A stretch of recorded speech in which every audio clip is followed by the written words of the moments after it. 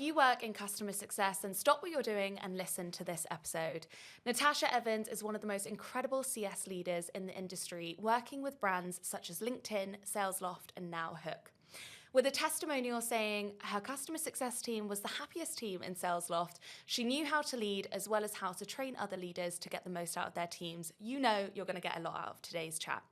Speaking about revenue and customer success alignment, we discuss the definition of CS and the importance of being commercially minded.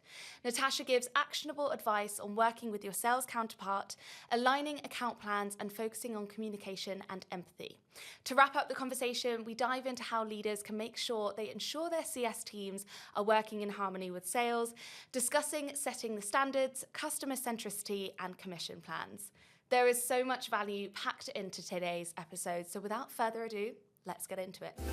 I feel like the best place to start is to really set the scene and understand what you think CS means to you and to the organisation at Hook as well, because there's a lot of people that have different definitions, and I know we'll get onto the split of customer success and account management, but I'd love your summary of CS. Yeah, totally. You're really right. I think customer success is so different in every organisation. How I see it is customer success is making your customers successful, obviously, with the platform or the service or whatever it is that they've purchased. I think the how you go about that or the pieces that you emphasize really varies. And so the type of CS that I love and I'm really passionate about is more on the, yes, it's great to make your customers happy. Yes, it's great for your customers to adopt the platform or use the service, but you have to be able to articulate value back to the customer and value that customer really cares about. And so that's the type of CS that I really, really love.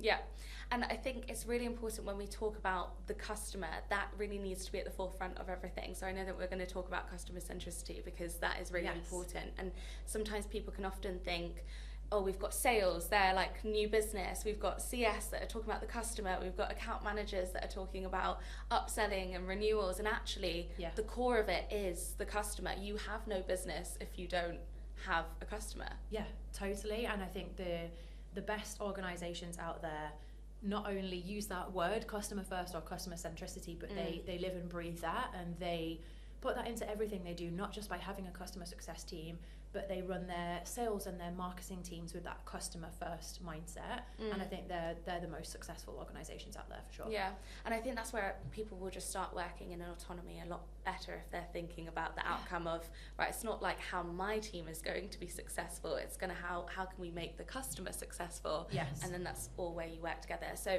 with this, and I know that we've briefly touched on this and we were talking a lot before when we did our prep call, but how do you think and why is it important for CS to be commercially minded? Because it definitely back in the day was like a very much CS is just about making the customer happy and your NPS scores and everything, and then account managers are a bit more commercially minded, then you've got sales, and I actually see such a disconnect to that at the moment, and really people do need to be thinking a lot more like salespeople when they are in that CS role. Totally, yeah. And I think the why CSMs need to, or in my opinion, need to be more commercially minded, there's like a perfect storm almost of things happening.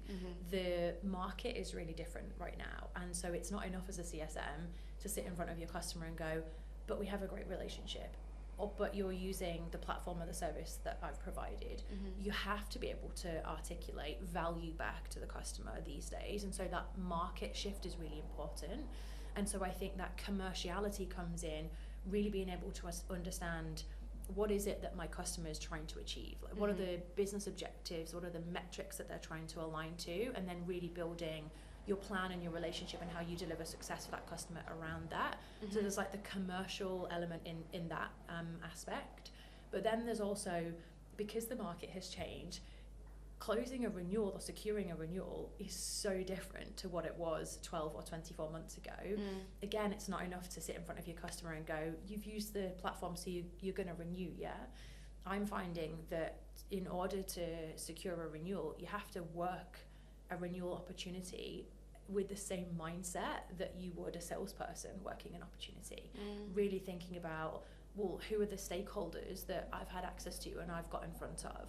how have I understood their business objectives and projected that value back to them? And so I think, again, like that level of commerciality is really important right now. And then I think that regardless of market conditions, it always works best to have that kind of commercial mindset. And it's a fine line, right? You don't want to come in, I don't think, and be like full on selling to your customer, because you also, as a CSM, have the opportunity to build maybe a different level of trust, because your customer knows you're not necessarily targeted on bringing in new business or upsell.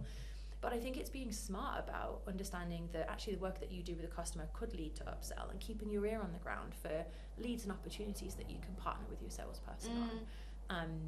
And so I think for me, that like commercially minded CSM can mean many different things, and it's not just, hey, you need to be good at sales. It's actually like a few different kind of pieces in there. That's such a good point, because people often think, but I want to go into CS because I'm more about that relationship building. I don't want to necessarily have this huge target on my back, but actually it's thinking about just having that mindset, not necessarily thinking that you need to be a CS rep that has a renewal target, an upsell target, anything like that. But I also love your point that you mentioned about making sure that you're talking with multiple stakeholders, because I definitely think within this climate where the market is very volatile, people are leaving. If you've only got your one point of contact and you are speaking to them, you're doing your regular check-ins, and then they leave the business. Exactly. Then you're like, well, who's using us now? Totally, who do you talk to? And it's exactly the same as in a sales process. You wouldn't just be selling to one stakeholder, because if they leave, then your whole work of the past months, year has just gone down the drain. Totally. And I think like understanding, you know, the person that you're speaking to, you might have a great relationship and they might stay, but do they really hold the power internally? I think, you know, in the last 12 months, more and more renewals have gotten sign off from CFO level than ever used to before. And so, you know, there's things like that you just have to factor into your process. Am I allowed to make a comment on your point around people moving from sales into CS about the target? Because I think it's like a really good point. I think, you know, how we talked about CSMs having to be more commercially minded, and more CSMs own renewals now. And I'm a big fan of renewals sitting in a CS organization. I think that I would caution any salesperson thinking to move into CS because they think the targets are different. Because the way I think about it, rightly or wrongly, is in sales, like, you know, it's tough. It is so target driven, and maybe it's a little bit different in CS. But in sales, if you miss one opportunity, you've multiple opportunities to go and win that number. Like, you've got hopefully a really big TAM that you can go after. In CS, you have a finite number of customers to make your renewal number on. And so whilst maybe you might think the pressure is different, sales into CS, actually it's still quite a high pressure environment, because if you miss that one opportunity, you can't go and chase down 20 more to hit your number. That's it, sort of thing. So I feel like it was worth mentioning. No, that's a really good point. And also, like, I've been having conversations with people. Obviously, we run lots of different communities, and we do often hear people saying, oh, I've been in sales for so long and I really like it, but I have a bit more of a nurturing personality, and I want to make that transition. And there's a lot of talk of whether people from an AE role can transition easily into CS, and people often do see it as, oh no, but that's completely two different skills. But from what you said there, is it is so transferable. And I think there are so many opportunities that people don't need to pigeon themselves as their career of like, I've been an AE for this many years, I have to stay on this path. Totally, I love hiring people from sales backgrounds into CS roles, because they bring, there's so many transferable skills. In sales, you naturally get taught a lot more about discovery and negotiation and how to run a really great meeting. Why we don't onboard all of our CSMs and teach them those core skills is totally beyond me, and something that I think we have to fix as an industry. But loads of transferable skills, and I love hiring salespeople through. I think it's just as long as you're in it for the right reasons. What's your view on then when people go like hunter versus nurturer? I don't know that I've really formed an opinion on that, to be honest. I think no, it's not nurturer, it's hunter versus farmer, isn't it? Hunter and farmer. I think, and then it's like also where people go, men do the sales, women do the CS. Let's not get into that. I feel like that's a whole other show. Hunter versus farmer. I feel like, you know, and I know we're going to talk about it, I think the lines are getting blurred. I mean, I see hunter as your like remit is to go and hunt down new business, whether that's new business or growth in existing business, and that's not, in my opinion, or for the type of CS that I like to run, the like core function of CS. Our core function is like, let me go show the customer how they've gotten value out of their existing investment. And one of the things that should be a really nice result of that is renewal and expansion, because if you've shown them success here, in theory, why wouldn't they want to grow their partnership with you? Or if you've shown this customer real success and you go show other companies how you could do that, a really nice result of that should be new business. But I wouldn't say that we do that for that result. Like, we're, as a CS function, I'm generalizing, but me, like, I do it to make my customers successful, and actually a really nice output of that is that it helps fuel growth. You said renewal and expansion, so I want to touch on the crossover between account management and CS. Yes, yeah. What is your view on that? Because there's a lot of talk of whether you need both, whether you have teams for the separate roles, or whether there is that blend now that we are seeing CS as more commercially minded. Yeah, it's so interesting. I think, you know, what we talked about earlier with the market changing and the fact that the way you have to approach a renewal is really different than before. So no wonder the worlds are blurring a little bit, because I think if a CSM owns a renewal, you do have to have a bit more of a like an account manager or an AM skill set, and some of that role blended into there. So I think some of that stuff that we've talked about breeds the why things are blurring. I've worked in every different combination of model where you have a CSM, a renewals manager, and an AM, where you have an account manager and a CSM, or you just have one or the other. And I think the way that I am trying to think about it now is less starting with, well, what roles do we need to do what, and starting to think about it from the customer standpoint. Like, what does the customer need, and then working backwards to think about, well, what roles do you need internally to fulfill that? Yeah. But then also layering in there some of that market dynamics or some of the complexities that you might face as a business. Because if your renewal cycle is really easy and you aren't facing any of these challenges where you have to work an opportunity like a sales opportunity, then you might not need the same type of like role definition or skills as an organization where they're in a really competitive space and they are having to really fight tooth and nail for every renewal. And so I would think less about what roles do we need and more about, okay, well, what does the customer need and what does the business need, and then kind of like work back and build the roles and the right skill sets from there. And that feeds really nicely onto this whole topic of working with sales in harmony. And from an IC perspective, where you've got that disconnect of, right, once you've got a customer on, then it passes over to the CS account management team, and then you're looking at upsell, expansion, renewal. Does the AE come back in and work with you, or is that on the account manager? And I know that you've got a really interesting perspective of, you've just mentioned there, and like flip it on its head of like exactly what you need, but it can be really difficult of who owns that territory, because we also say that we want sales to continue to be involved in the relationship, and actually we want to move away from, right, they've just brought them on, they've done all of that work with the customer for a year to sign them on, and then they just leave. There should be that connect. But then how do you draw that line of, this is my territory now?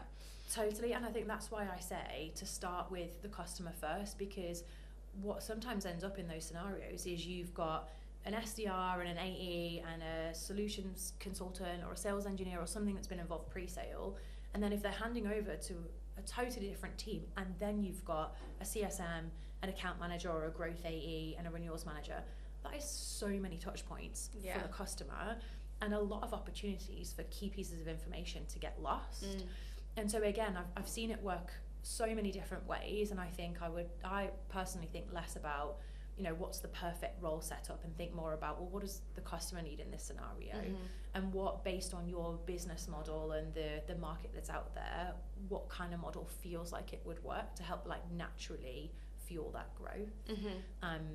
But I think you've got, you know, whichever way you go, the key for that piece is really defining roles and responsibilities. Like if you're going to have all these different players in there, you've got to be super clear around, well, who owns what and in which scenarios. Yeah. When do you collaborate? When do you divide and conquer? And then you've got to agree on a really smart communication plan, because I think oftentimes where that goes wrong is one side of the partnership is off having calls with the customer, and the other side of the partnership doesn't necessarily know and is kind of like missing out on key account information. So yeah, you know, I think I've seen it work a few different ways, but I think like really clear understanding what's right for the customer, defining roles and responsibilities, and a good communication plan. Yeah. Like you can figure anything out from that. Yeah, and getting really granular with that when you mention about the communication, like there's some best practices that you can share on what you have seen work really well. Like, is it a shared document? Is it having monthly catch-ups with the whole team so that you can all align? Because things will change. Like when you sit down at the beginning and map out that account plan of like who's going to own what. Totally, yeah. 5 months down the line, things might be different, but you want to make sure that you're all singing to the same hymn sheet. Yeah, you're really right. Yeah. So I think definitely joint team meetings. So I think CS and sales, like getting together and really aligning on what are we trying to achieve as a team, and building some of that camaraderie so that everybody feels like they're in it together and wants to communicate with each other, versus feeling like you're on separate teams and it's competition and I need to hide this from the other person. Yeah. And then I think having really intentional moments throughout the year, ideally quarterly, where you sit down and you figure out as an account team, so your CS and your salesperson, or if that sits in one roof, then totally different story. What is your plan for the accounts that you work on together? And what I mean by that is, okay, on the CS side of the house, how do I view risk in the book of business, and how do I look at that from a ARR perspective, and then how do I create my focus areas and the accounts that I want to prioritize, and then partnering with your salesperson to understand, okay, well, which customers are healthy and have white space, and so which customers are they going to go after, and being really intentional about going, okay, these are the ones that we're going to work on together, we're going to be on these QBRs together, we're going to be in these meetings together, and here's the ones where the CSM is just going to run point and then keep the salesperson informed, and vice versa. So at the start of the quarter, everybody knows like this is what we're going to do together. And I think like weekly or monthly one-on-ones with each of the salespeople or each of the CSMs that you're partnered with, to check in and see, okay, well how's that going? What progress have we made? Where do we need to help each other out? Yeah, I'd say that works for me. I think that's so key of like, how can we help each other out? Yeah. Like that's You're it. A team. Exactly. And I think that we just need to understand that it's not right, we are now separate and it's like moved through the conveyor belt. It's like, it should be a circular, like how can we all come together? And I'm sure there might be elements that actually they would be better at than the customer success rep, and that they would be able to bring their value and share that insight with them. And so what I also want to know is like when you're sitting down with them at the beginning and you're mapping out your account plan with them, and you mentioned the value that you need to show to the customer, you need a lot of information from that sales rep to make sure that you are going to have a successful relationship with the client, so that you could show that value to them. What are some key points as an IC that they should be looking out for or asking from their sales rep to be able to be educated? Great question. I think that you're touching on something so important, because that like handover from sales to CS is really key. I think if I could only ask for a handful of things, and you would hope that this is a really big, really robust meeting and loads of information is being shared, I would want to know, why is that customer bought? What is the pain that they are looking to solve as business? How does that tie in to their company objective? And then any metrics or measurements that the customer is really interested in. I would hope I would get a ton more information than that. But if I could only get one thing, that would be what I would want as a CSM, because then everything you do feeds off the back of that. Like the plan that you build with the customer to help them achieve their objectives, what you measure along the way, it gives you the context you need when you're running enablement sessions or key meetings where you're trying to get the customer bought into doing something. If you have that context around, well, this ties into that key company objective that you're hearing about at every revenue kickoff or sales kickoff, or that you're hearing about at every company meeting, just gives you like a bit more leverage and a ton of context on what the customer cares about. Yeah, and also why they're there. And then on the flip side, weird question, but do you think there's anything that CS reps focus on too much that is just a waste of time, that they really should be putting their focus elsewhere? Do you mean in terms of information or activities? Both. So yes, I'm laughing, and I shouldn't be, but I think so many people think that customer success is just a training and enablement function. And I think that really when you look at how much people learn, remember, and then implement longer term from a training session, it's really, really low. Yeah. And so I think as a function, we have a tendency to sometimes get pigeonholed in that kind of bucket by some of our sales counterparts, but also to put ourselves there. And I think that there is so much more that CS could do to like really influence change. And I think at the end of the day, that is part and parcel of our job, because if we don't help the customer drive change and use the platform or use the service to do something differently, then we're not going to achieve the outcome that we want to at the end. And I think there's so much more that goes into that other than just running training sessions. But I'm sorry, I could rant about that for a really long time. I could tell that you're like about it. I'm like hold me back. No, but it's true, because there is so much more value that you can bring, and you're not just trainers. Yeah, exactly. Yeah, totally. And I think when you also, and genuinely, like, it does all link back to the customer centricity. If you think about the customer as a CS rep, and you're like, when have you sat in a meeting and just been spoken at and like walked through something that you're just like, it's too much information. So like try and think of different ways to make it a bit more engaging and to like bring them into it.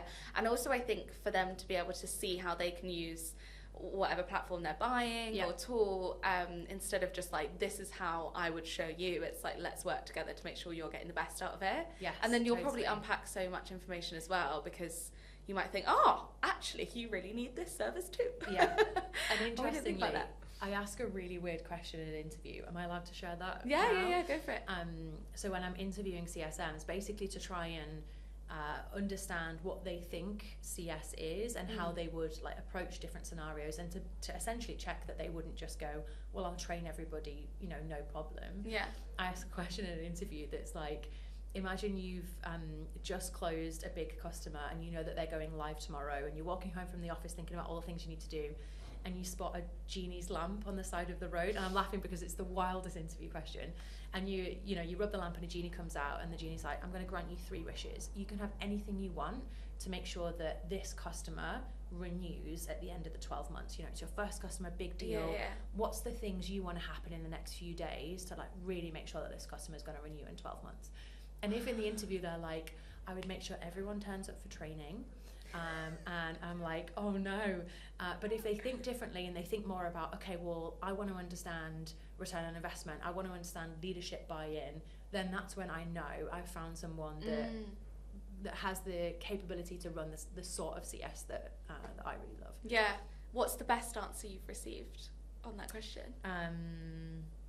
I don't know that I can remember. Sorry. Obviously not very good. What would you say, Tash? I would say, so my answer would be, I would have the CEO of the company come in wearing my company branded logos, and basically telling everyone that this is a really important piece of tech that everybody has to use, and I'm going to be checking that you use it, because that ticks my like leadership buy-in piece. And I would have like a little clock up on the wall, or a little like thing up on the wall that shows everybody literally second by second totting up the value that they've made, whether it's like efficiency gains, time made back into the company, or how it's impacted them as a person, so that literally they can see the value that they're getting out of it. That's the sort of stuff that I think of. And I love that. So if anybody's interviewing with Tash, then they need to say that answer, because if they don't, then they clearly haven't done their homework. That's so cool. I need to think of a is that like now. Harry Potter, how they have like the scores for their houses, how it like something goes up like that. now. Thank you. Like a big like sand clock, whatever it's called, and it just fills up. Anything that's not. Great. I would make sure that just they a bit outside the box. Love it. And so speaking of being a leader and like questions that you're asking your reps, when we flip this conversation of working with sales and in alignment, as a leader, I think that's really important. Like, it does start from that leadership buy-in. Make sure that you are setting the tone, that we're working together as a team, that we're not two silo teams. So how are you navigating this whole situation with both your CS team, but then also bringing in the sales team to make sure everybody works as a unit? Yeah, I think you're right. Like, it all starts with the leader, because if you're not turning up and showing up, being really intentional about how you build a relationship with sales, then your team aren't going to do that either. And so the way that I think about that is I really make an effort from as soon as possible to build relationships with the sales leaders, but with salespeople themselves. I think anything you can do to run joint meetings, create joint plans, and again, just, get people building relationships with each other and trusting each other, I think is really powerful. I think it all starts from there. You work for an incredible business that supports that. If you are listening to this episode and you're a CS leader and you're like, that sounds great, Tash, but unfortunately my sales team doesn't think the same. How do you navigate that? Who do you go to? Yeah. I guess, like, you need to show the value to the team, like you do to the customer. Like, how do you go around that? I think I try and do a few things. I would say, like, kill with kindness, or whatever the equivalent of that is. Like, you really want to go above and beyond to try and be a great partner to your salesperson, and eventually they'll start to feel that and reciprocate it. I think that a lot of it starts with empathy.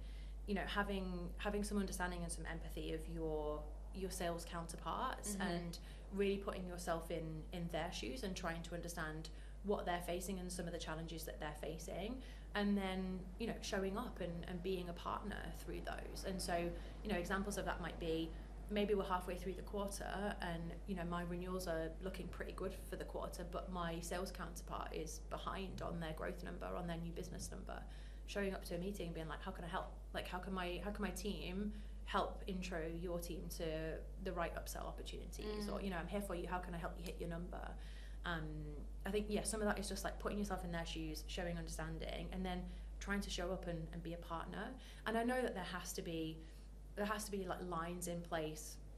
I'm the first person to sit with the sales team and go, you can't ask my team to do this, and this. But it's also then like understanding when you need to just operate in the grey and kind of come out of the defined roles and responsibilities and act like a team and show up. And I think that buys you a ton of goodwill when it comes to building good relationships. Yeah, I love that, operate in a grey. It's not black and white always, is it? No, you've got to get messy sometimes. Yeah.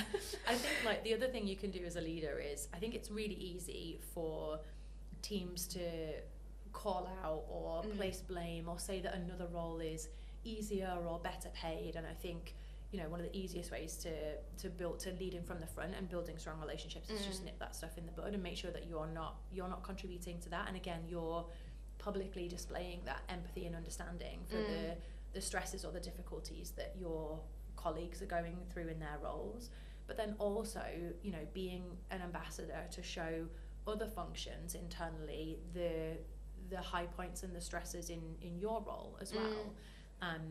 And I think some of that oftentimes is just as easy as explaining to your salesperson how you're targeted versus how they're targeted, and for your sales counterpart to understand that actually you care about this one thing because that's the thing that counts towards your team number or your individual number. And there's so many strong partnerships can be forged just by like understanding each other a little bit more and like why you do the things that you do. You're a mum. Yeah. Yes. Like, your kids don't do anything unless you probably explain it of like, this is why I'm telling you not to touch the hob. Because that is the outcome. Yeah, we literally had that this morning. Yeah, Did you? Yeah. Oh no. My little one knocked something over and I was like, this is why mummy asks you not to touch things. But they won't get it. They'll just be like, oh gosh, she's being so annoying. Like, and then they'll understand it when you explain and say the repercussion. Totally. We are all children. Tash, you have been incredible today. We've learnt so much and we've touched so many different points, but I know that you've been working as a leader for a long time in the industry of CS, and I would just love to see, is there anything else that you feel like you could leave as a parting bit of wisdom as a leader on how people should align their teams better, or as an IC, something that has really helped you in your career that you feel like could be quite impactful today? Do you know, I don't know that I do, because I would just say, like, don't overthink it. I think it comes back to that piece around, like, you're in it together. You know, you're a team. You all work for the same company. You're all driving towards the same goal. And so I think, you know, if you're in customer success or you're in sales and you notice that you don't have the best partnership, don't overthink it. Just take small steps and, you know, be the one to take the first step, and, you know, not to look at your team and go, oh, well, they should have done this, or they should make the first move. Be the one to make the first move. Yeah. Oftentimes it would be like the last day of the quarter, and perhaps all our renewals would be in, and I would text my team and say, someone go and offer the sales team, like, can I buy you a coffee? Can I go out and get you lunch? Like, you're in it trying to, like, process everything on the last day of the quarter. And I think that all it takes is, like, somebody to take that first little step and show that empathy, or show they want to be a partner. Yeah. Don't overthink it. Yeah. Love that bit of advice. Well, thank you so much. But as we finish every episode on Sales Unfiltered, what is one challenge that you faced in your life or your career that's really shaped you to where you are today? Yeah, I think I feel like I have been so fortunate in my life and my career that I haven't had huge, crazy hurdles to overcome. I think the story that I'll tell, I hope, leaves like a parting piece of wisdom for other people who find themselves in that position. And I think that I've been through a couple of times in my career where I was overlooked for something that I wanted, whether it be a promotion or extra responsibility or a pay rise or whatever that was. I think that's happened to me a couple of times. And when I reflect on it, I think that the reason that was I wasn't advocating for myself hard enough, and I wasn't, you know, making it known the path that I wanted to go down, the promotion that I wanted, or the value that I thought I was bringing. And so for anyone that I've spoken to before, I advocate for this quite a lot. Like, you know, shout up about yourself, tell people, you know, where you're trying to get to and what you want to do, and, you know, don't be afraid to market yourself internally and tell people the things that you've done that have gone really well. And I think there's so many people, women especially, who, you know, find that really difficult. And I think that if you don't do that, you don't get to where you want to go. And so you have to fight for yourself, and you have to speak up. We talk about customer advocacy so much. Why don't we talk about our own advocacy? Yeah. You are your own customer. You've got to tell everybody what you're doing. And I know sometimes, you know, the first time you do it, it might feel a little bit cringy. But I would also say, from a leadership standpoint, I love it when my team come to me and say, hey, I did this really well, or look at this from a customer. Because it gives me the opportunity to shout about them to other people in the business. Because you are paying attention, but ultimately you are busy, so you can't see everything. Yeah, and it's such a shame if one person sat there is thinking, Tash didn't say well done, but you might not know. Yeah, totally. But I do think there is a fine line of, and it's probably a very British thing as well, we're just like too humble and we don't want to seem arrogant. Like, how do you do that in a way that doesn't seem, because there is probably the extreme where it's, you've got different people in your team as well, like as a leader, and you've got to be really aware that you're going to have more introverts that really struggle with things like that. Yep. And if you are saying, shout about your achievements, and then you've got somebody over here that's really, really confident and they keep talking about their successes, and it's almost making other people feel like, like actually a little bit worse. You've got to probably find that balance. Like, how do you navigate that? I think that there's two things you can suggest to your team. If they get praise from a customer, say, like, really nicely to the customer, thank you so much for that. Would you mind dropping my manager a note to let them know that that's how you felt? Because that would really mean a lot to me. And then you've got somebody else, like, advocating for you rather than you having to do that. And then the second thing, I'm a really big fan of, like, a weekly recap email. I do that to my manager quite regularly, although if Faraz is listening, I haven't done that in the last few weeks at Hook, so mental note, I need to do that. But weekly, bi-weekly, monthly, whatever that looks like, and it's a here's my priorities and what I focused on in the last few weeks. Here's what's gone well. Here's things that I'm going to need your help with in the next one-on-one.